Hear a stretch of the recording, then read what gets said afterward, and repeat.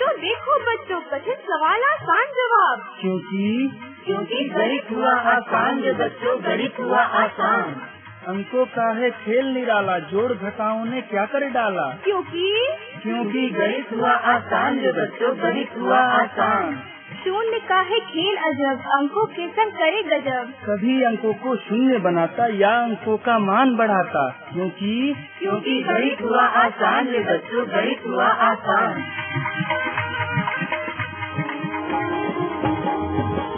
अलवर की आवाज 90.8 FM पर मैं हूँ आपके साथ, आपका दोस्त बसंत। और गणित हुआ आसान के एक और अंक के साथ फिर से आपके साथ जुड़ गए हैं आप ही के अलवर की आवाज 90.8 FM पर। और आज गणित हुआ आसान के इस अंक में हम जानेंगे डेरिवेटिव यानी कि अवकलन के बारे में। डेरिवेटिव यानी कि अवकलन के बारे में पीछे हमने 2 भागों में काफी कुछ जाना था, लेकिन आज इसके तीसरे अंक में हमें क्या बताने जा रहे हैं आईटी अलवर के असिस्टेंट प्रोफेसर सचिन वर्मा। चलिए जानते हैं। स्टूडियो में मौजूद हैं कुछ कम्युनिटी स्टूडेंट्स, तो चलिए जानते हैं डेरिवेटिव यानी कि अवकलन के बारे में।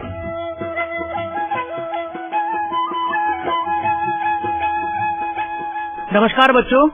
नमस्कार सर। बच्चों, मैं Sachin Kumar Verma, IT engineering college से assistant professor, department of mathematics. बच्चों, आज हम अलवर की आवाज में एक नए अंक के साथ, जिसका नाम है गणित हुआ आसान, से जुड़ रहा हूँ। सबसे पहले आप लोग अपने बारे में बताएं, मुझे अपने बारे में इंट्रोडक्शन दें, थोड़ा बताएं बेटा। हाँ, मेरा नाम पनीश कुमार है। मेरा नाम आनंद कुमार है। मैं अनुपम। मैं नीरज उपाध्याय।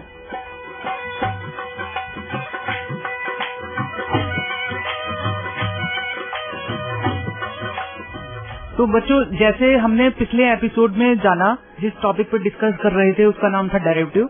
डेरिवेटिव को हिंदी में कहते हैं अवकलन। जानते हैं आप सब लोग? जी सर। ठीक है। उसके बारे में काफी कुछ इन्फॉर्मेशन हमने इकट्ठी की। हमने जाना कि डेरिवेटिव की एप्लीकेशन क्या होती है, डेफिनेशन क्या होती है, अवकलन कहाँ पे यूज होता है, अवकलन को क्यों यूज करते हैं और क्या रीजन है कि हमारी डेली लाइफ में उसका बहुत ज्यादा इम्पोर्टेंस है। जी सर। ठीक है बच्चों, तो एक बार हम स्टार्ट करते हैं पिछले कुछ रिविजन से, पिछली कुछ बातों से जानी। ठीक है, चलिए। तो अब मैं आप लोगों से स्टार्ट करता हूँ। थोड़ा सा मुझे बताएं अवकलन होता क्या है और कैसे इसको डिफाइन कर सकते हैं आप लोग। सर, जब कोई भी चीज जब टाइम के रिस्पेक्ट में, समय के रिस्पेक्ट में घटता है या बढ़ता है, तो वहाँ पर अवकलन को परिभाषित किया जाता है। मतलब अवकलन जो होता है टाइम के रिस्पेक्ट में किसी के उतराव चढ़ाव को दर्शाता है। अच्छा, ये मुझसे कह रहे हैं कि टाइम के रेस्पेक्ट में बात कर रहे हैं, सिर्फ और सिर्फ टाइम के रेस्पेक्ट में बात की जाती है? नहीं सर, ऐसी बात नहीं। हाँ, तो एग्जैक्ट एक्सप्लेन करें मुझे। सर, अगर सर जैसे कोई भी चीज को किसी दूसरे के रेस्पेक्ट में जब हम लेते हैं, तो उसके रेस्पेक्ट में जब हम उसका डेरिवेटिव निकालते हैं, वही सर अवकलन का है। जैसे dy अपॉन dx। अच्छा। इसमें सर हम y का डेरिवेटिव निकाल रहे हैं x के रेस्पेक्ट में। अब जैसे सर dx अपॉन dt, इसमें हम x का डेरिवेटिव निकाल रहे हैं टाइम के रेस्पेक्ट में, तो इसे सर हम अवकलन कर रहे हैं। सर, ये कोई जरूरी नहीं कि हम हर समय के अनुरूप ही उसके साथ अवकलन करें। हम किसी भी वस्तु या किसी भी दूसरे जो भी होते हैं वेरिएबल के साथ हम अवकलन कर सकते हैं। ठीक है बच्चों, जैसे आप मुझसे बात कर रहे हैं, हम किन्हीं 2 वेरिएबल की बात करते हैं। वेरिएबल मतलब जो सब चेंज होता है, हाँ, जिसका कांस्टेंट वैल्यू नहीं होता, वो राशियाँ जिनकी वैल्यू चेंज होती रहती है। ठीक है, उन्हें चर राशि बोलते हैं। और वो राशियाँ जिनकी वैल्यू चेंज नहीं होती है, उन्हें क्या कहते हैं? अचर राशि। ठीक है, तो बेसिकली हम यहाँ बात कर रहे हैं चर राशियों के बारे में। जी सर। अब जैसे इन्होंने बताया कि 2 राशियाँ और किसी एक राशि में थोड़ा सा अंतर करने पे अगर दूसरी राशि में चेंज हो रहा है उसे कॉरेस्पॉन्डिंग, तो वहाँ पे हम अवकलन की बात करते हैं। ठीक है, जैसे अभी मुझे बताया आनंद ने, dy अपॉन dx किया जाता है। ठीक है, जहाँ पे सपोज करो कि एक फंक्शन दिया है y, एक फंक्शन दिया है x का। ठीक है, y is equal to fx दिया है और हमने कहा कि हमें x के कॉरेस्पॉन्डिंग y में चेंज करना है, जिसको रिप्रेजेंट कर रहे हैं dy अपॉन dx। जहाँ जो डेरिवेटिव है, डेरिवेटिव क्या है?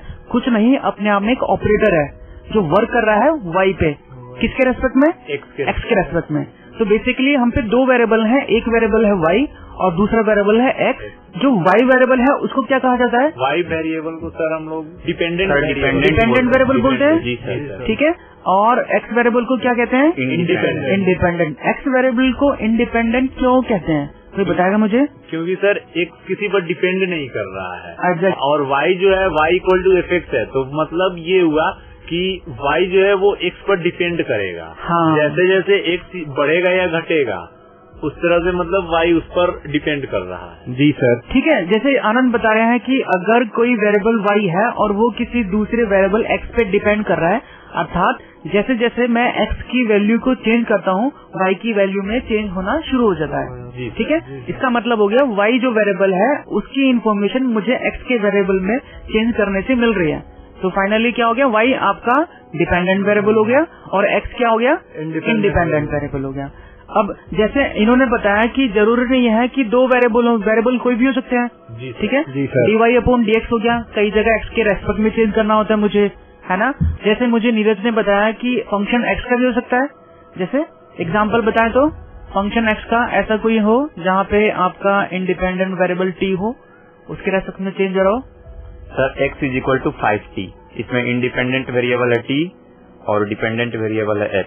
डेली लाइफ को एग्जाम्पल से जोड़े तो सर डिस्टेंस को हम लोग सर जैसे कि मेरी सैलरी है और जैसे कि पहले महीने में मेरी सैलरी 5000 है, 5000 रूपये है। दूसरे महीने में मेरी सैलरी 10,000 हो गई, तीसरे महीने में मेरी सैलरी 15,000 हो गई।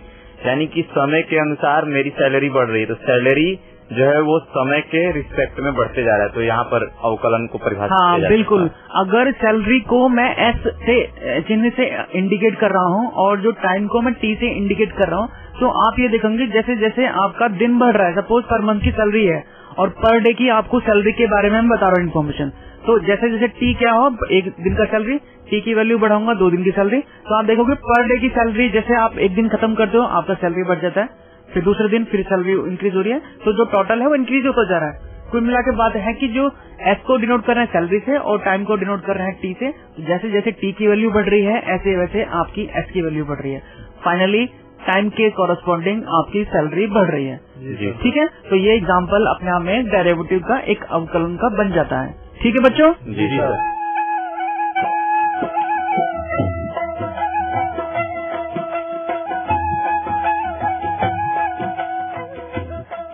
सर अगर मान लीजिए जैसे सर हम अलवर से मुंबई जा रहे हैं, अच्छा, और सर जैसे जैसे हमारा टाइम बीतते जा रहा है हम मुंबई की ओर करीब होते जा रहे हैं, मतलब मुंबई पहुंचने के करीब हैं, तो ये भी तो सर हो रहा है कि हमारी दूरी घटते जा रही है। टाइम जैसे जैसे समय बीत रहा है वैसे वैसे हमारी दूरी भी कम हो रही है। हाँ, देखो ये मुझसे कह रहे हैं कि एक डिस्टेंस है अलवर से लेकर मुंबई तक का एक डिस्टेंस है, जितने भी किलोमीटर होगा, ठीक है, सपोज करो 1000 किलोमीटर है ना। अब टाइम के रेस्पेक्ट में हम उसमें चेंज देखना चाह रहे हैं। जैसे जैसे आपका टाइम बढ़ता है आपकी डिस्टेंस घट रही है। जी सर। जी सर। ठीक है, आप देख रहे हैं? जी सर। आपकी जो डिस्टेंस में उसमें चेंज आ रहा है, लेकिन नेगेटिव चेंज आ रहा है, जी सर, है ना। ऐसी जो डेरिवेटिव की एप्लीकेशन होती है उसे क्या कहते हैं? अगर किसी एक वेरिएबल के कॉरेस्पॉन्डिंग में दूसरी वेरिएबल में जो चीजें घट रही हैं, टाइम बढ़ रहा है और आपकी डिस्टेंस घट रही है, ऐसी डेरिवेटिव की एप्लीकेशन क्या कहते हैं? ऋणात्मक अवकलन। ऋणात्मक अवकलन जी सर। इंग्लिश में नाम दे तो सर निगेटिव डेरिवेटिव। डिक्रीजिंग बोल सकते हैं इसको।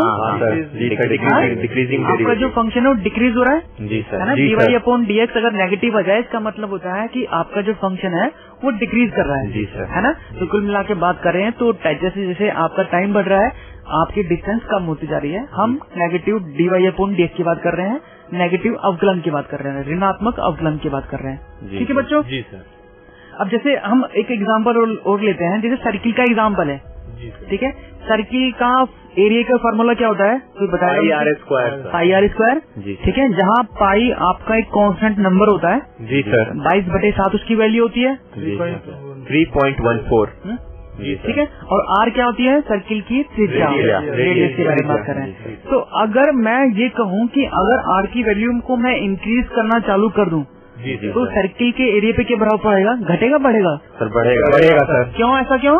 बताएं मुझे, एक्सप्लेन करें। क्योंकि सर जो वृत्त का जो क्षेत्रफल होता है वो पाई आर स्क्वायर होता है, तो आर जैसे जैसे बढ़ेगा वृत्त का क्षेत्रफल भी बढ़ेगा, क्योंकि आर के वो डायरेक्टली प्रोपोर्शनल होता है, यानी कि जैसे आर भागेगा वैसे वैसे उसकी एरिया जो क्षेत्रफल है वो समानुपाती होता है सर, बढ़ती जाएगी। हाँ, देखो ये हिंदी का शब्द यूज कर रहे हैं, समानुपाती होता है ना। आर जो एरिया के समानुपाती होता है, अर्थात जैसे जैसे हम आर की वैल्यू को चेंज कर रहे हैं वैसे वैसे समानुपात मतलब सेम अनुपात में आपका एरिया भी बढ़ता जा रहा है। ठीक है जी तो सर। आसान भाषा में बात करें तो जैसे जैसे हम त्रिज्या बढ़ाएंगे वैसे वैसे आपका एरिया बढ़ेगा। ठीक है। अगर यही मैं स्फीयर की बात कर लूँ, एक सर्किल की जगह मुझे स्फीयर मिल जाता है, स्फीयर का वॉल्यूम की बात करेंगे तो वॉल्यूम में भी आर को इंक्लूड किया जाता है। जी सर। एक जो स्फीयर होता है, गोला होता है, उसका जो वॉल्यूम है वो भी रेडियस पे डिपेंड करता है। जी सर। तो जैसे जैसे हम रेडियस को बढ़ाएंगे वैसे वैसे वॉल्यूम भी बढ़ेगा। जी सर। ठीक है। अब सोच के बताएं, अगर एक रेक्टेंगल दिया है, एक कमरा दिया है मुझे, जी सर। कमरे की जो एरिया है वो किस बात पे डिपेंड करता है? एक कमरा है रेक्टेंगल टाइप का सर, लंबाई, चौड़ाई और ऊंचाई तीनों पर लंबाई, depend करता चौड़ाई है। और ऊंचाई। हमें एक कमरे की बात करना है तो घनाभ का एक जी एग्जाम्पल सर। हो जाता है। जी। ठीक है, जहाँ पे लंबाई गुणे चौड़ाई गुणे ऊंचाई होती है। तो अब मुझे बताओ कि अगर मैं उसके वॉल्यूम को V से इंडिकेट करूँ तो ये V किन किन पॉइंटों पे डिपेंड कर रहा है, कितने वेरिएबल पे डिपेंड करता है? सर 3 वेरिएबल है। 3 वेरिएबल। कौन कौन से? लंबाई, चौड़ाई और ऊंचाई। ठीक है। अगर लंबाई को मैं L वेरिएबल से डिनोट करूँ, चौड़ाई को मैं B वेरिएबल से डिनोट करूं और ऊंचाई को H वेरिएबल से डिनोट करूं तो वॉल्यूम V डिपेंड कर रहा है 3 वेरिएबल पे, L, B और H। ठीक है। इसका मतलब ये हो गया कोई फंक्शन किसी एक वेरिएबल पे ना डिपेंड रह के 2 या 3 या उससे ज्यादा, एक से ज्यादा वेरिएबल पे डिपेंड हो सकता है। जी सर। ठीक है बच्चों। जी सर। चलो, ये तो हो गया मैथमेटिकली एग्जाम्पल जो हमने डिस्कस किए थे लास्ट टाइम पे। हम डेली लाइफ के एग्जाम्पल के साथ इसको जोड़ना चाहते हैं। जैसे आप मुझे बताएंगे, एक डेली लाइफ का एग्जाम्पल है, आप सुबह सुबह उठते हैं। जी सर। ठीक है। और स्कूल जाने से पहले या तो चाय के बारे में बात करते हैं, मम्मी आई और मम्मी ने कहा बेटा जा रहा है और आपको चाय ला के रख दी। जी सर। जी सर। आप 10 मिनट हो गए, 10 मिनट लेट हो गए चाय पीने के लिए। अब चाय ठंडी हो जाएगी गर्म हो जाएगी, पहले मुझे बताओ। तो ठंडी हो जाएगी। ठंडी हो जाएगी। आपने मम्मी से कहा मम्मी मेरी तो चाय ठंडी होगी, मुझे दोबारा गर्म करके ला के दो। ठीक है, ऐसे ही बोलते हैं। जी सर। ठीक है, रखिए 10 मिनट में चाय ठंडी हो जाती है। जी सर। तो चाय ठंडी हो गई तो क्या मैं इसको डेरिवेटिव से जोड़ सकता हूँ?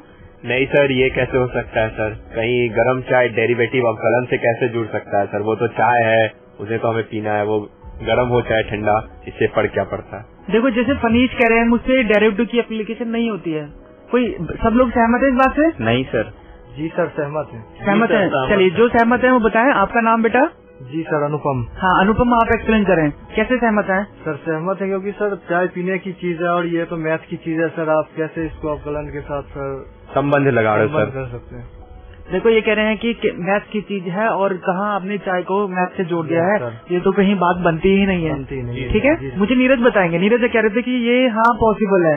सर बिल्कुल, ये सर अवकलन से रिलेटेड है। हाँ जी। क्योंकि मम्मी ने तो चाय लाकर रख दिया। अच्छा। अब जैसे जैसे टाइम बढ़ते जा रहा है, बीतते जा रहा है, जैसे जैसे टाइम कंज्यूम हो रहा है, बढ़ते जा रहा है, वैसे वैसे जो मैं देख रहा हूँ कि चाय में जो हीट है, जो गर्मी है, वो कम होते जा रही है। तो जैसे जैसे टाइम बढ़ रहा है, जो गर्मी है वो घटते जा रही है। यानी टाइम के रिस्पेक्ट में ये डिक्रीजिंग फंक्शन है, जो सर अभी आप पीछे बताए हुए थे कि डिक्रीजिंग फंक्शन, तो जस्ट ऐसे ही सर ये ऋणात्मक अवकलन को दर्शाता है। आनंद, सहमत हो आप नीरज की बात से? जी सर, सहमत हूँ मैं। हाँ देखो, अगर मैं यहाँ पे डेरिवेटिव को जोड़ना चाहूँ साइंस में तो साइंस में जुड़ता है। जी सर। है ना? यहाँ पे अगर मैं सिर्फ फंक्शन की बात करूँ और 2 वेरिएबल की बात करूँ, हीट को मैं इंडिकेट कर रहा हूँ H वेरिएबल से, हीट फर्स्ट वर्ड ले रहा हूँ। जी सर। हीट को H से डिनोट कर रहा हूँ और टाइम को T से। तो चाय का ठंडा होना थोड़ी देर के लिए साइड में रख देते हैं, हम बात कर रहे हैं हीट और टाइम के बीच में एक रिलेशन। ठीक है, हम देखते हैं जैसे जैसे टाइम बढ़ रहा होता है आपकी हीट कम हो रही है। जी सर। इसका सीधे सीधे मतलब हो गया कि डेरिवेटिव ऋणात्मक आ रहा है। जी सर। टाइम के अनुसार जो हीट है वो घटती जा रही है। जैसे इन्होंने बताया, आपका फंक्शन कैसा हो रहा है? Decreasing function. अगर टाइम और H के बीच में एक फंक्शन ड्रॉ कर रहा हूँ तो वो एक डिक्रीजिंग फंक्शन आएगा उस इंटरवल के लिए। जी सर। ठीक है, ठीक है बच्चों, जी सर। समझ पाए आप लोग? जी चाय सर। का ठंडा होना, तो आगे से चाय का ठंडा होने को अगर जोड़ा जाए साइंस से तो आप कहोगे कि हाँ सर ये डेरिवेटिव की एप्लीकेशन है। ठीक है बच्चों? जी सर। चलिए,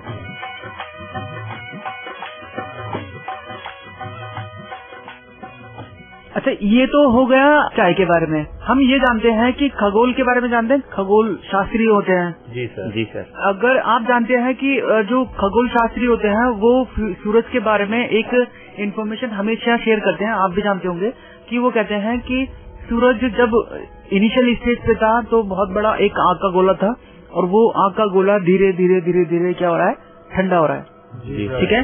सूरज की हीट क्या हो रही है, धीरे धीरे कम हो रही है, ठीक है, क्योंकि सूरज को कहा जाता है सूरज अपने आप में एक तारा है और हर तारे की एक एज होती है जिसके अनुसार वो खत्म हो जाता है, लैप्स हो जाता है ना। तो सूरज का ठंडा होना, क्या मैं इसको ये बोल सकता हूँ, ये भी एक डेरिवेटिव की एप्लीकेशन को इंडिकेट करता है। जी सर। तो ऐसे ही अगर आपको मम्मी ने ये कहा कि आप मार्केट जाएं और मार्केट से फल लेके आए, जाते हैं परचेज करते हैं आप लोग मार्केट में जाके, आप फल लेके आ गए और फल को आपने जाके रख दिया, टेबल पर रख दिया, जी सर, और चले गए, एक हफ्ते के लिए छुट्टी पे चले गए और छुट्टी पे आने के बाद आपने देखा फल खराब हो गए। होता है बेटा ऐसा? हाँ सर, होता है सर, चीजें खराब हो जाती है। तो क्या खराब होने की एप्लीकेशन को मैं किसी तरह से डेरिवेटिव के साथ जोड़ सकता हूँ?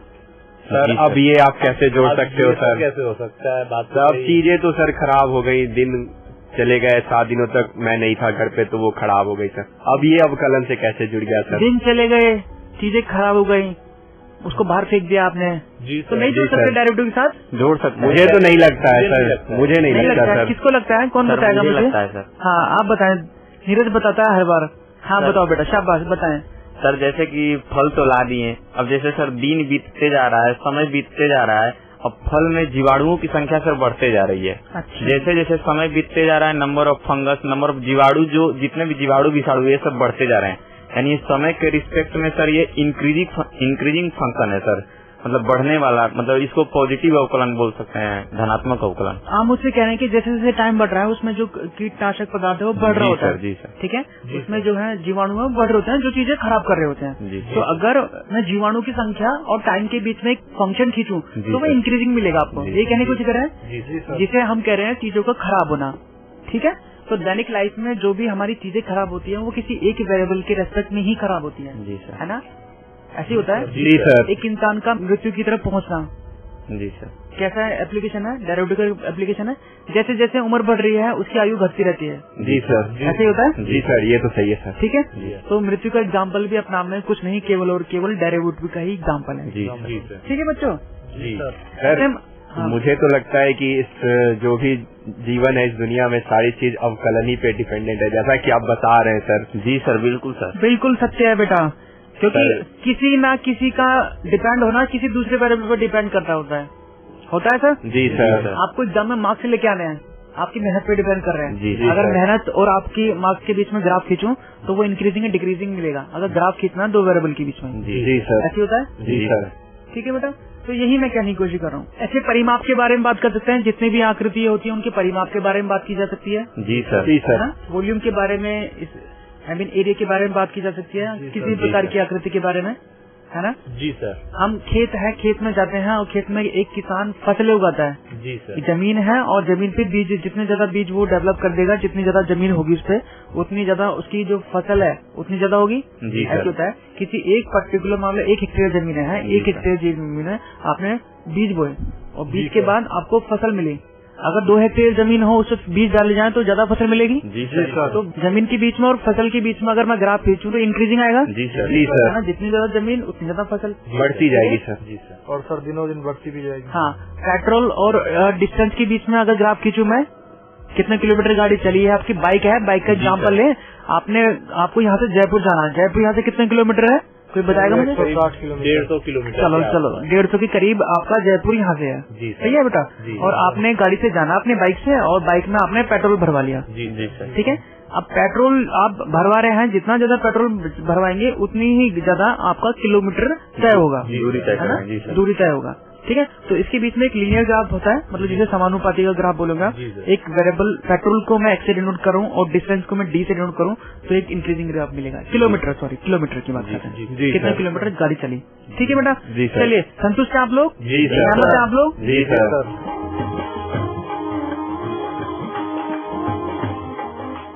तो अब हम जानेंगे एक डेरिवेटिव की नई एप्लीकेशन जिसका नाम है टेंजेंट एंड नॉर्मल।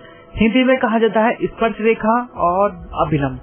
तो स्पर्श रेखा और अभिलंब के बारे में हम जानना चाहेंगे आप लोगों से। सबसे पहले आप मुझे बताएं, क्या कुछ जानते हैं आप स्पर्श रेखा के बारे में और अभिलंब के बारे में? सबसे पहले स्पर्श रेखा के बारे में बताएं, क्या जानते हैं स्पर्श रेखा के बारे में आप? सर, टेंजेंट लाइन, जब सर कोई कर्व वाली वक्रीय आकृति से कोई रेखा जब टच करते हुए, स्पर्श करते हुए खींची जाए तो उसे सर स्पर्श रेखा कहते हैं। ये कहना है कि अगर किसी कर्व के किसी एक बिंदु से टच करते हुए कोई रेखा को मैं पास कराऊं तो वो लाइन आपकी टेंजेंट लाइन बनती है, जिसे कहते हैं स्पर्शिका। आप लोग सहमत है इस बात से? जी सर। चलो, ये तो हो गया एक कर्व के बारे में मुझे बताया। मुझे थोड़ा सा इन्फॉर्मेशन और दे कि एक्चुअली होती क्या लाइन है। सर वो रेखा परपेंडिकुलर होनी चाहिए 90 डिग्री पे। 90 डिग्री पे परपेंडिकुलर होना चाहिए, ऐसा बोलेंगे आप? सर ये कोई जरूरी नहीं है। हाँ, जो स्पर्श रेखा और उस कर्व के सेंटर से, केंद्र बिंदु से जो लंब खींची जाए वो 90 डिग्री होनी चाहिए। अच्छा, आप मुझसे कह रहे हैं कि केंद्र से जो रेखा है उस पे परपेंडिकुलर होना चाहिए। जी सर। बच्चों, पहले थोड़ा सा मैं और बेसिक के अंदर जानना चाहूंगा। हमने बोला टेंजेंट लाइन और हमने बोला नॉर्मल लाइन, है ना? एक अभिलंब है और एक स्पर्श रेखा, दोनों ही लाइन है पहले। जी सर। दोनों ही रेखा है। तो सबसे पहले क्यों ना हम लाइन के बारे में जाने पहले। जी सर। है ना? तो लाइन के बारे में बताएं। लाइन को हिंदी में कहते हैं रेखा। रेखा को किस तरह से रिप्रेजेंट करोगे आप? मुझे किस तरह से एग्जांपल के थ्रू बताओगे, समझाओगे, बताएं। सर, जिसकी लंबाई और चौड़ाई होती है मगर मोटाई नहीं होती। और जिसका कोई अंत बिंदु नहीं है। अंत बिंदु नहीं होता उसे लाइन कहते हैं आप? नहीं सर। जी सर। कितने बच्चे सहमत हैं इस बात से? जिसका अंत बिंदु नहीं होता वो लाइन होती है? मैं सहमत नहीं हूँ सर। सर मैं भी सहमत नहीं हूँ सर।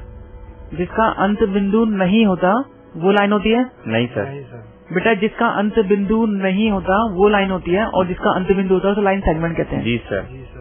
ठीक है, लाइन सेगमेंट और लाइन में अंतर समझिए। सर, वो रेखाखंड होता है। जैसे हम लाइन के बारे में जान रहे थे, लाइन के बारे में हमें बताया आनंद ने। आनंद, आप बताएं, आप मुझे बता रहे थे लाइन के बारे में। जी सर। सर, लाइन दो बिंदुओं के बीच खींची गई रेखा, मतलब बिंदु नहीं बोले सर, क्योंकि लाइन का सर कोई अंत बिंदु नहीं होता है। ये इसे हम अनंत तक हम खींच सकते हैं। अच्छा, उसी को सर हम रेखा कहते हैं। ठीक है। इसकी लंबाई होती है, चौड़ाई होती है, लेकिन मोटाई नहीं होती है। अच्छा, ठीक है बेटा। तो जैसे ये आनंद बता रहे हैं, लाइन की कोई सीमा नहीं होती है। उसका हम एक लाइन पतली होती है, उसकी मोटाई के बारे में जिक्र नहीं करते हैं। बहुत पतली एक रेखा टाइप मान सकते हैं उसे। और अगर उसी को हम बाउंड कर दें, अगर उसके एंड पॉइंट को हम ढूंढ पाए तो वो क्या हो जाएगा? आपका लाइन सेगमेंट बन जाएगा, जिसे कहते हैं रेखाखंड कहते हैं। ठीक है बेटा। तो लाइन के बारे में हम जान रहे थे। तो लाइन को चलो मैथमेटिकली आते हैं, मैथमेटिकली लाइन को जानने की कोशिश करते हैं। तो मुझे बताओ, लाइन की एक मैथमेटिकली इक्वेशन कैसे दे सकते हो आप? कैसे दी जाती है नॉर्मली लाइन की इक्वेशन? चलिए मैं बताता हूँ आपको। y = mx+c एक लाइन की इक्वेशन होती है। जी सर। ठीक है, जहाँ पे m क्या होता है? स्लोप होता है सर। स्लोप होता है। स्लोप मतलब कोई स्लोप बताएगा मुझे? स्लोप क्या होता है सर? स्लोप होता है जैसे कोई पॉइंट है, जैसे कि अपना एक कोऑर्डिनेट होता है, जैसे कि XY कोऑर्डिनेट है, तो XY कोऑर्डिनेट में कोई जो पॉइंट होता है उसको जब कोई एक रेखा जब खींच रहे हैं कोई किसी पॉइंट को लेकर, तो वह रेखा किसी दूसरे एक्सिस से कितने डिग्री का कोण बनाती है, जैसे एक्स एक्सिस से कितने डिग्री का कोण बनाती है, वो सर उसका स्लोप होता है। यदि उसको 10 थीटा को यदि लेकर चलते हैं तो। जैसे मैंने कहा कि y = x कोई लाइन है, अभी सपोज कर रहा हूँ, मैं एग्जांपल ले रहा हूँ, y = x, समझते हैं? ठीक है, आप जानते हैं y = x लाइन है। तो y = x लाइन के अंदर जो आपका m होगा उसकी वैल्यू कितनी होगी? Sir 45 degree. ऐसा क्यों सर? क्योंकि सर यहाँ पर जैसे जैसे x का वैल्यू बढ़ाते जा रहे हैं, जैसे 1 है तो y1, x 2 है तो y2, x 3 है तो y3, तो m बराबर सर क्या होता है? y/x। तो y/x हुआ, तो जैसे ही y/y3 है तो x भी 3, तो 3/3 1 हो गया। और 10 में कौन सा ऐसा एंगल है जिसका वैल्यू 1 होता है? तो 10 45 डिग्री बराबर 1, इसलिए सर एंगल 45 डिग्री। बेटा, तो जैसे हम बात कर रहे हैं y = mx+ की कोई इक्वेशन है जहाँ पे m क्या है? x का कोएफिशिएंट। ठीक है, उस m को मैं डिनोट करता हूँ किससे? प्रवणता से। जी सर। हिंदी में प्रवणता कहते हैं और इंग्लिश में कहते हैं स्लोप। ठीक है, अगर स्लोप को मैं ढंग से देखूं ग्राफिकली, तो मेरे को एक लाइन और एक एक्स के बीच में जो कोण बन रहा है उसके बारे में जानकारी मिल रही है। जी सर। एक लाइन जो एक्स एक्सिस से कोण बना रही है वो आपका स्लोप बन रहा है। हो रहा है? जी सर। = mx+c लाइन के अंदर अगर जो एक्स का कोएफिशिएंट होगा वो एक स्लोप बनाता है, और स्लोप को नाम देता हूँ मैं m से। ठीक है, इसको tan थीटा भी कहा जाता है, अगर आप जानते हैं तो। उसको tan थीटा से भी डिनोट किया जाता है, और थीटा जो होता है वो एक्स एक्सिस और उस लाइन के बीच के कोण को कहते हैं। जी सर। ठीक है, ऐसे ही होता है बेटा। जी सर। ठीक है, तो अगर हम आसानी से देखें तो y = mx+ एक लाइन की इक्वेशन है। जी सर। ठीक है, और x क्या है? एक वेरिएबल है जिसके रेस्पेक्ट में चेंज हो रहा है। जी सर। n क्या है? एक स्लोप है जिसको मैं डिनोट कर रहा हूँ m से, और कई बार tan थीटा से भी डिनोट किया जाता है। जी सर। अच्छा, स्लोप है, स्लोप को बेटा एक और तरीके से भी रिप्रेजेंट किया जाता है, m is equal to tan theta is equal to slope sin theta upon cos theta. नहीं सर, जैसे कि y not minus y upon x not minus x। Slope को ऐसे भी कर सकते ये मुझसे कह रहे हैं, आनंद मुझसे कह रहे हैं कि स्लोप को y minus y not upon x minus x not से डिफाइन करते हैं। नहीं सर, ऐसा क्यों सर? दो पॉइंट लिया जाता है sir, y2 minus y1 upon x2 minus x1, note की y माइनस y नोट और x माइनस x नोट। एक मिनट रुको, यहाँ भी मेरे ख्याल से आनंद कुछ बताना चाहेंगे। आनंद ने ये कहा कि y नॉट और x नॉट 2 पॉइंट है, एक पॉइंट है आपका। जी सर, है ना, ये कहने की कोशिश कर रहे जी हैं। सर। इन्होंने बेसिकली हमसे ये कहा कि y नॉट और x नॉट कोई एक पॉइंट है, एक्स वाई प्लेन के अंदर कोई 2 पॉइंट है। उस पॉइंट से पास होने वाली इक्वेशन की बात की उन्होंने मुझसे। जी सर। अगर मैं इसको लाइन को रिप्रेजेंट करूँ तो y minus y naught is equal to m dot x minus x naught की बात की है। जी सर। ठीक है, जैसे मैंने एग्जाम्पल लिया y is equal to m x. जी सर। जी एक इक्वेशन हो, ठीक है। तो y is equal to m x जो लाइन है कहाँ से पास हो रही है आपकी?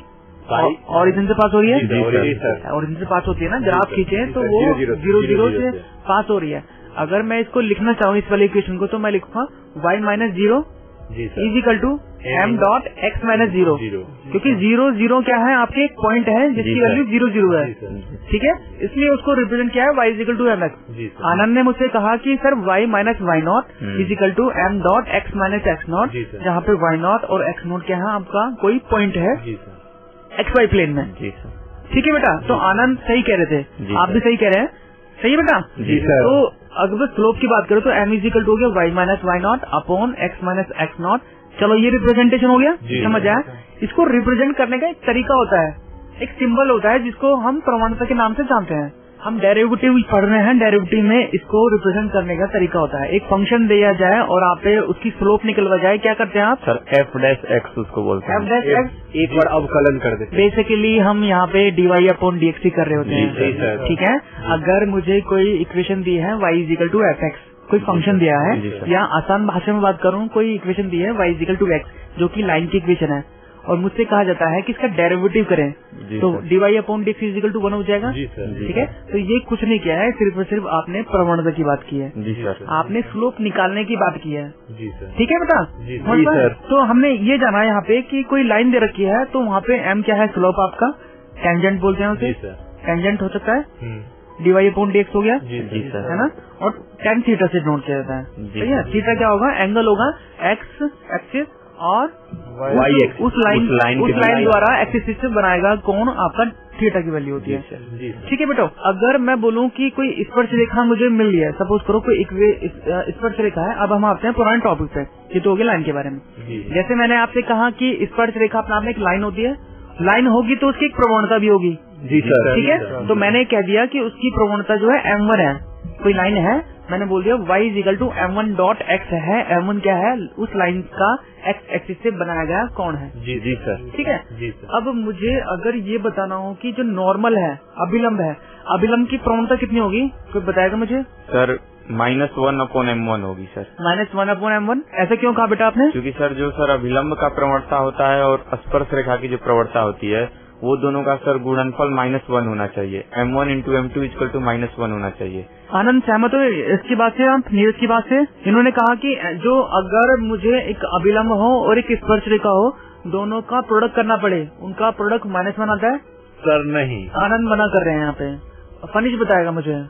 नहीं सर, नीरज ने सही बताया सर, उनका गुना करेंगे उनको तो -1 के बराबर ही आना चाहिए सर। अच्छा, तो बेसिकली क्या होता है कि जो अगर दो लाइनें हैं और वो एक दूसरे पे परपेंडिकुलर है, अभिलंब है ना, एक दूसरे पे अभिलंब है, या उनके बीच का कोण कितना है? 90 डिग्री है। जी सर। ठीक है, तो दोनों ही लाइनें वैसे। जी सर। और दोनों लाइनों के मैं अलग अलग प्रवणता निकाल लूँ, एक की m1 होगी और दूसरे की m2, और दोनों का प्रोडक्ट करूँ तो उसकी वैल्यू हमेशा -1 आती है। ये मैथमेटिक्स का रूल है। और आपसे जब आपको मैथमेटिक्स हाई स्कूल में आपको क्वेश्चन दिया जाता है और आपको प्रूव करने के लिए बोला जाता है, क्या ये चेक करके बताए क्या ये दोनों लाइनें आप एक दूसरे के परपेंडिकुलर है, तो अगर प्रवणता आप निकाल पाते हो तो आप उनको करना इतना होता है प्रोडक्ट करके -1 शो करना होता है। ठीक है, अगर ऐसा करने में आप सफल हो जाते हो तो आप कहते हो कि हाँ ये दोनों लाइनें एक दूसरे के परपेंडिकुलर हैं। ठीक है बच्चों, जी सर। तो हम ये जान रहे हैं कि दोनों ही लाइन की प्रवणता का प्रोडक्ट -1 होता है अगर वो एक दूसरे के परपेंडिकुलर में आती है। ठीक है बच्चों, चलिए। अच्छा, ये तो हो गया मैथमेटिकली, हमने जाना कि लाइन क्या हो रही है और आपका टेंजेंट लाइन कैसी होती है और आपका नॉर्मल लाइन कैसी होती है। ठीक है,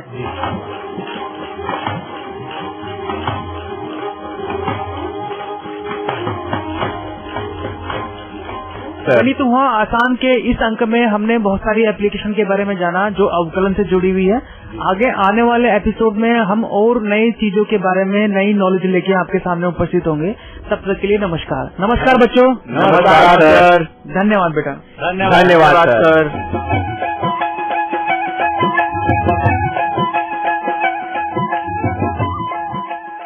तो दोस्तों, डेरिवेटिव यानी कि अवकलन के इस तीसरे अंक में आपने, हमें उम्मीद है कि बहुत कुछ जाना होगा, बहुत कुछ सीखा होगा। डेरिवेटिव होते क्या है, उनको किस तरह से गणित की भाषा में यानी कि डेली रूटीन लाइफ में किस तरह से हम कैलकुलेट करते हैं, इस सब विषय के बारे में आपको बता रहे थे IIT अलवर के असिस्टेंट प्रोफेसर सचिन वर्मा और साथ में थे हमारे कुछ कम्युनिटी स्टूडेंट्स। ये प्रोग्राम भारत सरकार के विज्ञान एवं प्रौद्योगिकी विभाग द्वारा प्रेरित एवं समर्थित किया गया। आपको ये प्रोग्राम कैसा लगा, आप अपने फीडबैक प्रतिक्रिया हमें दे सकते हैं। अपने फीडबैक देने के लिए हमारा पता है कम्युनिटी रेडियो अलवर की आवाज 90.8 megahertz, IIT group of institutions, north extension, MIA Alwar, Rajasthan. हमारे फोन नंबर है 9587908908 और दूसरा नंबर है 0144512190। आप हमें मेल भी कर सकते हैं। हमारी ईमेल आईडी है radioalwar@gmail.com और साथ ही इस प्रोग्राम को आप ऑनलाइन यानी कि इंटरनेट पर भी सुन सकते हैं। इंटरनेट पर सुनने के लिए आपको लॉगिन करना है www.i-radiolive.com पर और साथ ही मैथमेटिक्स यानी गणित हुआ आसान के एपिसोड आप ऑनलाइन यानी कि इंटरनेट के माध्यम से एक दुनिया अनेक आवाज के वेबसाइट पर भी सुन सकते हैं। वेबसाइट है www.edaa.in। लॉगिन कीजिए और कहीं भी बैठकर ऑनलाइन आप इन मैथमेटिक्स के प्रोग्राम को सुन सकते हैं। इसी के साथ अपने दोस्त बसंत को दीजिए इजाजत। नमस्कार। आओ बच्चों, देखो बच्चों, कठिन सवाल आसान जवाब। क्योंकि गणित हुआ आसान रे बच्चों, गणित हुआ आसान। अंकों का है खेल निराला, जोड़ घटाओं ने क्या कर डाला। क्योंकि गणित हुआ आसान रे बच्चों, गणित हुआ आसान। शून्य का है खेल अजब, अंकों के संग करे गजब। सभी अंकों को शून्य बनाता या अंकों का मान बढ़ाता। क्योंकि गणित हुआ आसान रे बच्चों, गणित हुआ आसान।